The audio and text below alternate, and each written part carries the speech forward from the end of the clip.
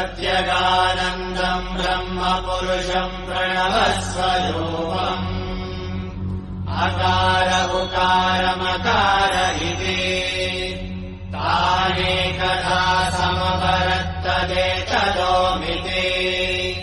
यमुक्त्वा मुच्यते योगी जन्म संसारबन्धनात्।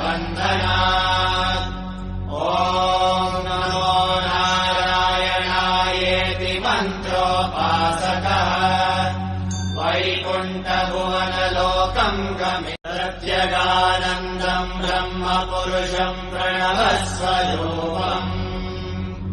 अकार उकारमकार इति तानेकधा समपरत्तदेतदोमिति